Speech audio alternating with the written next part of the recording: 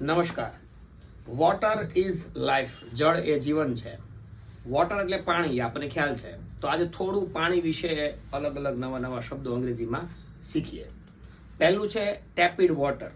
ટેપિડ વોટરનો મતલબ થાય ગરમ પાણી, હુંફાળું પાણી, જે આપણે સારા સ્વાસ્થ્ય માટે પીતા હોઈએ છીએ. For example, I drink tepid water in the morning daily. બીજું આવે બ્રેકિશ વોટર. બ્રેકિશ વોટર મતલબ જેમાં ખારું પાણી પણ હોય, મીઠું પાણી હોય, બંનેનું મિશ્રણ હોય, કે જેની અંદર માછલી રહેતી હોય છે જનરલી. તો ધેટ ઇઝ બ્રેકિશ વોટર. એનું સેન્ટેન્સ જોઈએ, a fish can live in brackish water. પછીનું છે પોટેબલ વોટર. પોટેબલ વોટરનો મતલબ થાય પીવા લાયક પાણી, કે જે આપણે પીએ છીએ.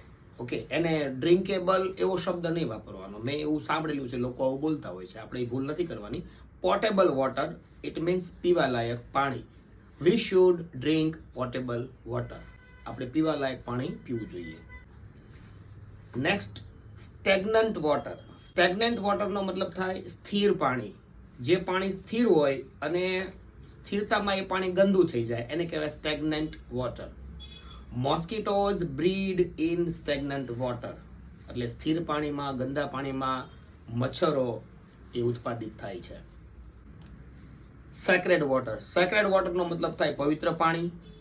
They field a bottle with sacred water to take home. એમને ઘરે લઈ જવા માટે પવિત્ર પાણીની એક બોટલ ભરી. તો વોટરનો મતલબ થાય પાણી. આ અલગ અલગ પ્રકારના પાણીઓ વિશે વાત કરી. નવા નવા વિડીયો આવી રીતે આપણે હજુ લાવતા રહેશું. નવા શબ્દો પર લાવતો રહીશ. ત્યાં સુધી ચેનલમાં જોડાયેલા પણ રહેજો.